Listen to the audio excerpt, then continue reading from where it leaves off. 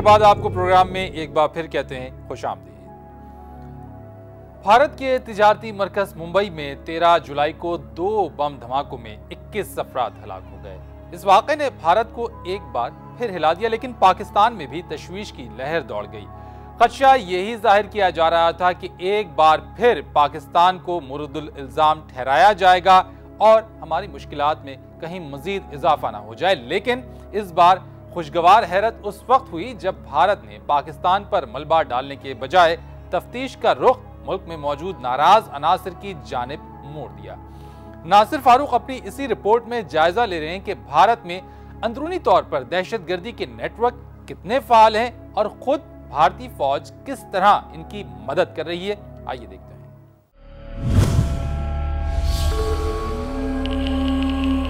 13 जुलाई को मुंबई में 3 धमाकों का इल्ज़ाम पाकिस्तान पर तो नहीं लगाया गया, लेकिन भारतीय मुसलमानों की शामत आ गई।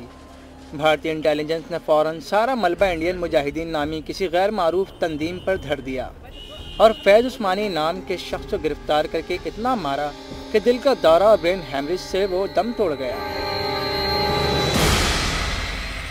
भारतीय इंटेलिजेंस अक्सर अपनी नाकामी का दाग बेगुनाहों के खून से ही धोती है। इससे पहले भी भारतीय पुलिस और इंटेलिजेंस एजेंसियां तफ्तीश के नाम पर मुसलमानों को तख्ता सितम बनाने में पेश रही हैं। हालांकि अक्सर वाक़यात में बाद में इल्म होता है कि बेचारा मुसलमान तो बेकसूर था। असल मुल्ज़िम निकलता है हिंदू दहशतगर्द नेटवर्क का आलयकार।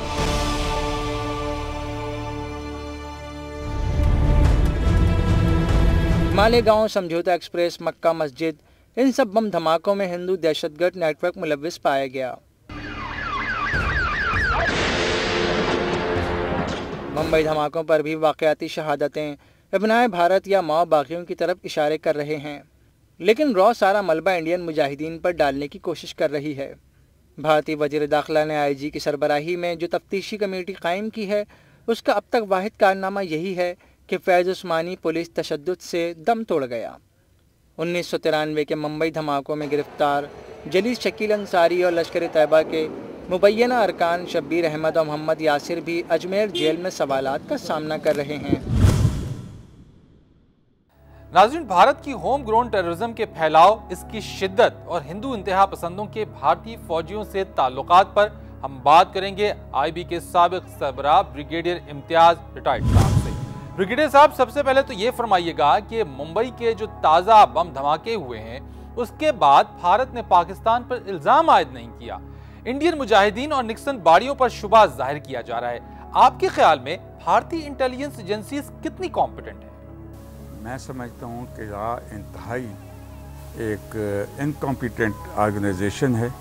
सिवाय इसके ये माहिर हैं कि दूसरे ममालिक के अंदर ये कार्रवाइयाँ करें या दूसरे ममालिक के ख़िलाफ़ ये प्रोपेगेंडा कर सकें, ख़ुसूसन पाकिस्तान के ख़िलाफ़, और पाकिस्तान के अंदर साजिशों का जाल बिछाएं। लेकिन ये अपने घर की हिफाजत करने की ना इनकी सलाहियत है, ना इनके अंदर उसकी कोई अहमियत इनको हासिल है। आप देखें, मुंबई अटैक हुआ, उसके बाद दिल्ली में पार्लियामेंट के ऊपर की बिल्डिंग के ऊपर अटैक हुआ। माजी में अगर आप लौट के जाएं तो इंदिरा गांधी जैसे लीडर को जो दहशतगर्दी की वारदात में वो मारी गई।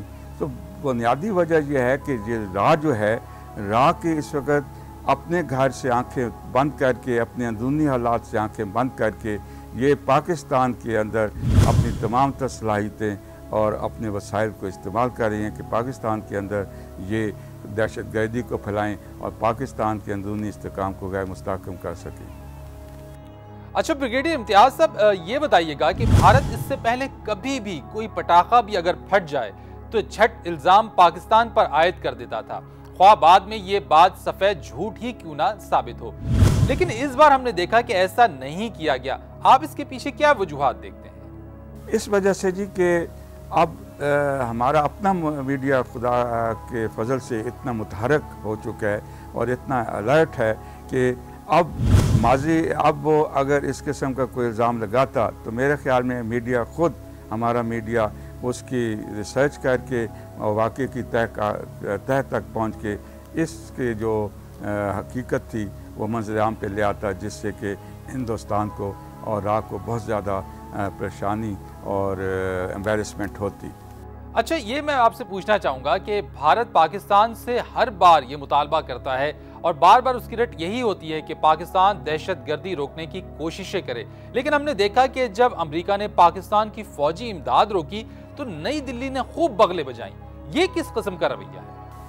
ये रवैया इंतहाई मुनाफिकाना है और ये रवैया साबित करता है कि हिंदुस्तान कभी भी पाकिस्तान से जो बुनियादी हमारे मसाइल हैं, एक मकबूजा कश्मीर की आज़ादी का, एक पानी का, इन दोनों के बारे में वो मुज़ाकरात के ज़रिए कोई पुरअमन हल निकालने के लिए ख़्वाहान नहीं है। और अब देखें, जबकि मुज़ाकरात दो तरफ़ा मुज़ाकरात के एक मरहल से गुज़र रहे हैं और अब अनकरीब दोनों वज़राए आज़म के भी मुलाकात मुतवक्किल है, इस वक्त वो इस किस्म का उसका रवैया ये साबित कर रहा है बैनुल अक़वामी सतह पे भी और पाकिस्तान के लिए भी कि ये हिंदुस्तान जो है वो पाकिस्तान के बुनियादी तौर पर कभी भी खैर खा नहीं हो सकता। और पाकिस्तान के जिस हुकूमत ने और जिस मुल्क ने पाकिस्तान के वजूद की तारीख़ में उसका एतराफ़ नहीं किया, तस्लीम नहीं किया, तो वो इस किस्म के मुज़ाकरात को कैसे कामयाबी से हमकनार करने में अपना किरदार अदा करेंगे।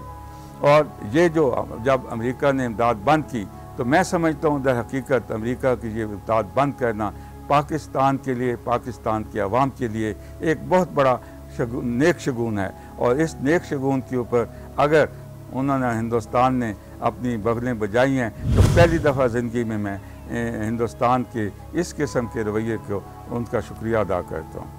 ठीक है इम्तियाज़ साहब, हम आपसे मजीद बात करेंगे। एक हमने ब्रेक लेनी है और ब्रेक के बाद आपके साथ इस बातचीत को मजीद आगे बढ़ाएंगे। नाज़रीन, एक ब्रेक लेते हैं और ब्रेक के बाद प्रोग्राम का सिलसिला जारी रहेगा। Stay tuned.